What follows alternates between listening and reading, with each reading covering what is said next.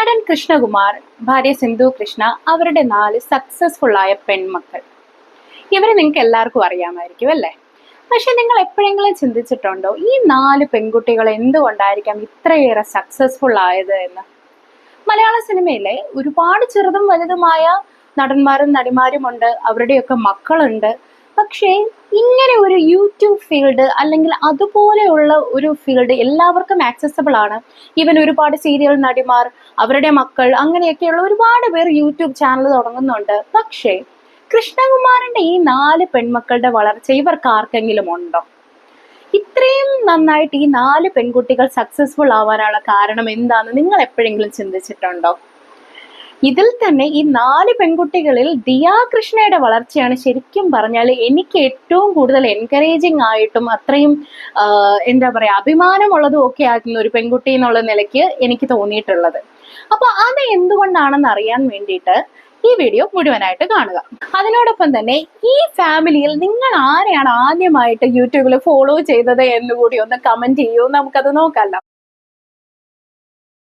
കൃഷ്ണകുമാറും ഫാമിലിയും ഇപ്പൊ യൂട്യൂബിന്റെ ഈ ഒരു കാലഘട്ടത്തിൽ നമുക്ക് എല്ലാവർക്കും പരിചിതമായിട്ടുള്ള ഒരു ഫാമിലിയാണ് ഇവരുടേത് അല്ലേ? പക്ഷെ എനിക്ക് ഇവരെ കുറച്ചുകൂടി നന്നായിട്ട് ഞാൻ നോട്ടീസ് ചെയ്യാൻ തുടങ്ങിയത് കുറച്ചധികം കാലം മുമ്പാണ്. യൂട്യൂബും സോഷ്യൽ മീഡിയയും ഒക്കെ വരുന്നതിന് ഒരുപാട് കാലം മുമ്പ് തന്നെ വനിതാ മാഗസിൻ, നിങ്ങൾക്ക് പലർക്കും അറിയാമായിരിക്കും അല്ലെ? വനിതാ മാഗസിൻ ഒരുപാട് പെൺകുട്ടികളുടെ ഫീച്ചേഴ്സ് ഒക്കെ വരുന്ന ഒരു മാഗസീനാണ്. ഈ ഒരു മാഗസീനിൽ ഒരു 2008 2010 അതോ അതിനുശേഷം, എനിക്ക് കറക്റ്റായിട്ട് വർഷം ഓർമ്മയില്ല, ഞാൻ സ്കൂളിലോ കോളേജിലോ ഒക്കെ പഠിക്കുന്ന ഒരു കാലഘട്ടത്തിലാണ് ഇവരുടെ ഫാമിലിയുടെ ഒരു ഇന്റർവ്യൂ വരികയുണ്ടായി. അന്ന് ആ വനിതാ മാഗസീന്റെ കവർ പേജും ഇവരുടെ ഒരു ഫാമിലി ഫോട്ടോ തന്നെ ആയിരുന്നു. അന്ന് ഒരുപാട് വീടുകളിൽ ഇതൊരു ചർച്ചയായിട്ട് മാറിയിട്ടുണ്ട്, ഇവരുടെ ആ ഒരു ഫീച്ചർ അതിനകത്ത് വന്നത്.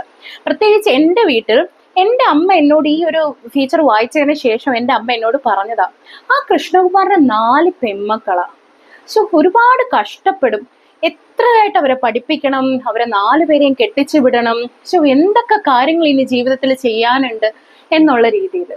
പക്ഷേ അത് എൻ്റെ അമ്മയുടെ മാത്രം ഒരു കൺസേൺ ആയിരുന്നില്ല. ഒരുപാട് ഫാമിലികളിൽ അന്നുണ്ടായ ഒരു കൺസേൺ തന്നെയാണ് ഈ കൃഷ്ണകുമാറിന്റെ 4 പെൺമക്കൾ. ഇത് കുട്ടികളെ എങ്ങനെ പഠിപ്പിക്കും, ഇവരെ എങ്ങനെ വളർത്തും, ഇവരെ എങ്ങനെ കല്യാണം കഴിച്ചു വിടും എന്നുള്ളതാണ് ഏറ്റവും വലിയൊരു ചർച്ചയായിരുന്നത്. ഈവൻ സിന്ധു കൃഷ്ണ തന്നെ പല ഇന്റർവ്യൂസിലും പറഞ്ഞിട്ടുണ്ട്, രണ്ടാമതൊരു പെൺകുട്ടി കൂടെ ജനിച്ചു എന്നുള്ളൊരു ഘട്ടത്തില് ഒരുപാട് ബന്ധുക്കൾ പോലും ചോദിച്ചു, അയ്യോ വീണ്ടും പെണ്ണാണോ എന്നുള്ളൊരു കാര്യം. ശരിക്കും പറഞ്ഞാൽ 2 പെൺകുട്ടികളുള്ള ഒരുപാട് വീടുകളിൽ ഇത് പലരും കേട്ടിട്ടുണ്ടാവും, ഈ 2 പെൺകുട്ടികളെ എങ്ങനെ കെട്ടിച്ചയക്കും എന്നുള്ളൊരു ബുദ്ധിമുട്ട്. അപ്പോൾ ഒരു 4 പെൺകുട്ടികളാവുമ്പോൾ ആ ഒരു കൺസേൺസ് ഈ ഒരു ഫാമിലി, ഈ ഒരു അച്ഛൻ്റെയും അമ്മയുടെയും ഭാഗത്ത് എത്രത്തോളം അവരുടെ മറ്റ് ഫാമിലി മെമ്പേഴ്സിന്റെ ഭാഗത്തു നിന്നുണ്ടായിരിക്കാം, അവർക്ക് അവരുടെ സുഹൃത്തുക്കളുടെ അടുത്തു നിന്നുണ്ടായിരിക്കാം. അപ്പൊ ആ ഒരു സിറ്റുവേഷനിൽ ഈ 4 മക്കളെയും വളർത്തി പഠിപ്പിച്ചു, അവരെ 4 പേരെയും സക്സസ്ഫുൾ ആക്കിയത് ഈ മക്കളെ മാത്രം എടുക്കൊണ്ടായിരിക്കുമോ? അപ്പൊ അവിടെ എന്തോ ഒരു പാരന്റിങ്ങിന്റെ ഒരു മികവില്ലേ? ഈ അച്ഛനും അമ്മയും ചെയ്തത് ഒരു വളരെ മികച്ചൊരു പാരന്റിങ് ആയിട്ടാണ് എനിക്ക് തോന്നുന്നത്. നിങ്ങൾക്ക് അങ്ങനെ തോന്നിയിട്ടുണ്ടോ? നമുക്ക് ആദ്യമായിട്ട് ആഹാന കൃഷ്ണയുടെ കാര്യം തന്നെ എടുക്കാം അല്ലേ?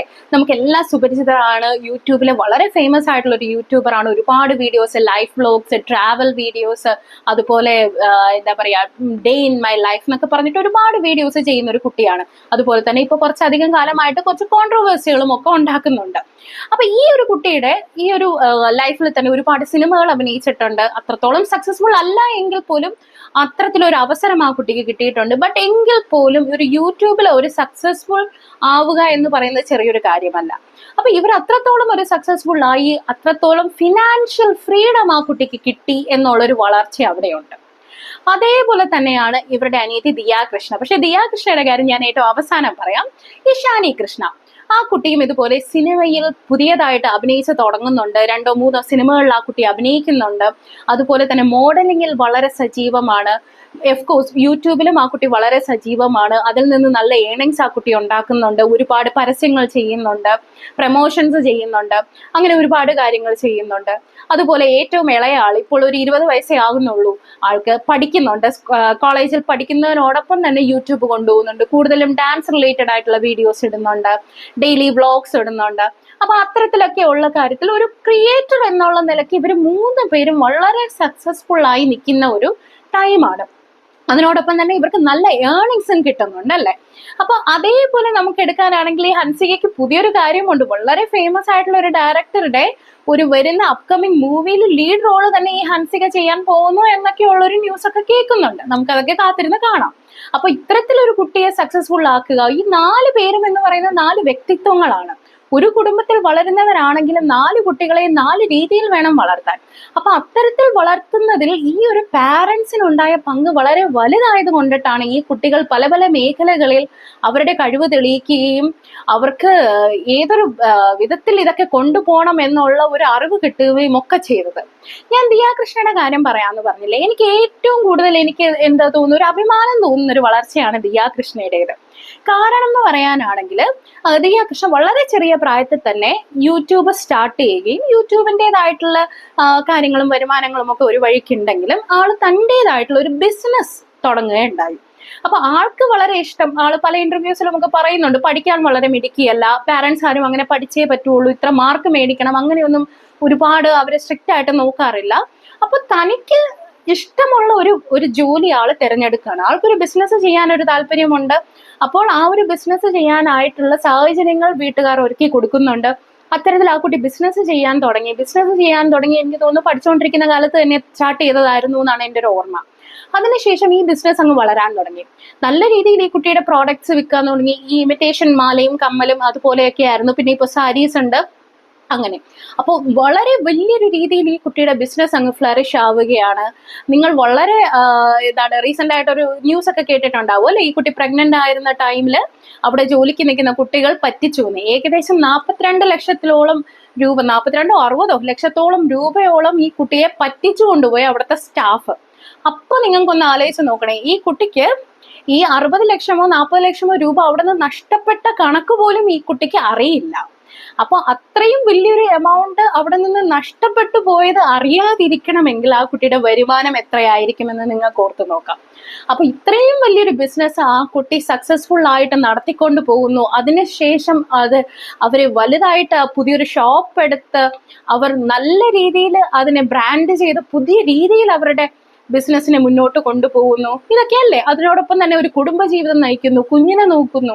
അപ്പൊ ഇത്തരത്തിലൊക്കെയുള്ള ഒരു കാര്യം ആ കുട്ടി ഒരുമിച്ച് മാനേജ് ചെയ്യുന്നു, ആ കുട്ടിയെ കൊണ്ട് കഴിയുന്നു. അപ്പൊ ഇതൊക്കെ നമുക്ക് തോന്നുന്നത് ഒരാളുടെ മാത്രം കഴിവുകൊണ്ട്, ഒരു പെൺകുട്ടിക്ക് ഒരു കഴിവുണ്ട് എന്നതുകൊണ്ട് ഇതൊക്കെ നടക്കുമോ? അവരുടെ വീട്ടുകാരും പാരൻസും അല്ലെ, സഹോദരങ്ങളും എല്ലാവരും ഒരുപോലെ സഹായിക്കാനുണ്ടാവുമ്പോഴാണ് ഇതെല്ലാം നടക്കുന്നത് അല്ലേ. അപ്പൊ ഒരു കുട്ടിക്ക് എത്രത്തോളം കഴിവുണ്ടായാലും അവരുടെ പാരൻസ് സപ്പോർട്ടീവ് അല്ല എന്നുണ്ടെങ്കിൽ എന്തെങ്കിലും ചെയ്യാൻ പറ്റുമോ?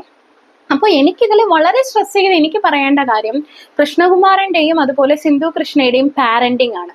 എസ്പെഷ്യലി സിന്ധു കൃഷ്ണയുടെ കാര്യവും നമുക്ക് വളരെ റീസെന്റ് ആയിട്ട് അറിയാം. എത്രത്തോളം ടോക്സിക് ആയ ഒരു അമ്മയിൽ നിന്ന് ഒരുപാട് കാര്യങ്ങൾ സഹിച്ച് വളർന്ന ഒരു ചൈൽഡ്ഹുഡ് ആണ് സിന്ധു കൃഷ്ണയ്ക്കുള്ളത്. എങ്കിൽ പോലും അവർ അവരുടെ 4 പെൺമക്കളെ വളർത്തിയപ്പോൾ അത്തരത്തിലൊരു ടോക്സിക് മദർ ആകാതെ അവർക്ക് എന്തൊക്കെ അവരുടെ ലൈഫിൽ നഷ്ടപ്പെട്ടോ അതെല്ലാം ഈ കുട്ടികൾക്ക് കിട്ടണം എന്നുള്ള രീതിയിൽ അവർ ഈ കുട്ടികളെ വളർത്തി. അവരുടെ പല ഇന്റർവ്യൂസിൽ നമ്മൾ കേട്ടിട്ടുണ്ടാവും അല്ലെ, കുട്ടികൾ ഒരുപാട് പ്രൊട്ടക്റ്റീവ് ആയിട്ടാണ് വളർത്തിയിട്ടുള്ളത്, പേടിയാണ്. എങ്കിൽ പോലും അവർക്ക് ആ ഒരു പ്രൊട്ടക്ഷൻ ഒരു സൈഡിൽ ഉണ്ടെങ്കിൽ പോലും അവർ ഈ കുട്ടികൾക്ക് ആവശ്യത്തിനുള്ള രീതിയിൽ അവരുടെ ഇഷ്ടപ്രകാരം ജീവിക്കാനുള്ള അവസരങ്ങൾ ഉണ്ടാക്കി കൊടുക്കുകയായിരുന്നു ഈ 2 പേരും. കുട്ടികൾക്ക് എന്താണോ ഇഷ്ടം, അവർക്ക് ഏത് രീതിയിലാണ് അവരുടെ കരിയറിനെ മുന്നോട്ട് കൊണ്ടുപോവേണ്ടത്, അത്തരത്തിലുള്ള ഒരു അഭിപ്രായങ്ങൾ. അതുപോലെ തന്നെ വീട്ടിൽ ഈ കുട്ടികൾക്കൊക്കെ ഒരു അഭിപ്രായ സ്വാതന്ത്ര്യമുണ്ട്, അവരുടെ ഭാഗം കേൾക്കാൻ ആളുണ്ട്. അപ്പൊ അങ്ങനെയുള്ള വീട്ടിലെ കുട്ടികൾക്ക് മാത്രമേ ഒരു സക്സസ്ഫുൾ ആയിട്ടുള്ള ഒരു ലൈഫ് മുന്നോട്ട് കൊണ്ടുപോകാൻ കഴിയുള്ളൂ എന്നുള്ളതാണ് എൻ്റെ ഒരു അഭിപ്രായം. അല്ലാതെ കുട്ടികള് അവർക്ക് പാരന്റ്സ് പറയുന്നത് മാത്രം അനുസരിച്ചിട്ട് പാരന്റ്സ് പറയുന്ന കരിയർ ചൂസ് ചെയ്ത് അവർക്ക് ഇഷ്ടമില്ലാത്ത ഫീൽഡിൽ ജോലി ചെയ്ത് അങ്ങനെയൊക്കെ പോകുന്നതാണോ നിങ്ങൾക്ക് തോന്നിയിട്ടുള്ളത്? പക്ഷെ എനിക്ക് അങ്ങനെ തോന്നിയിട്ടില്ല. എനിക്ക് തോന്നിയിട്ടുള്ളത് കുട്ടികളുടെ അഭിപ്രായങ്ങൾ കേട്ട് കുട്ടികൾക്ക് എന്താണോ ആവശ്യം മനസ്സിലാക്കി അതിനുവേണ്ടി സപ്പോർട്ട് ചെയ്യുന്ന ഒരു പാരന്റ്സ് ഉണ്ടെങ്കിൽ തീർച്ചയായിട്ടും ആ കുട്ടികൾ സക്സസ്ഫുൾ ആവും. അപ്പൊ നിങ്ങൾക്ക് ഇതിൽ എന്താണ് നിങ്ങൾക്ക് തോന്നുന്നതെന്ന് നിങ്ങളൊന്ന് പറയൂ. ഇത്തരത്തിലുള്ള ഒരു പാരന്റിങ് സ്റ്റൈൽ അവരെ മികച്ചതാക്കിയോ അതോ അവരുടെ ഒക്കെ കരിയറിലോ അല്ലെങ്കിൽ അവരുടെയൊക്കെ ജീവിതത്തിലോ എന്തെങ്കിലുമൊക്കെ ബുദ്ധിമുട്ടുകളാണോ ഉണ്ടാക്കിയത് എന്നുള്ളത് നിങ്ങൾ കമന്റ് ചെയ്യൂ.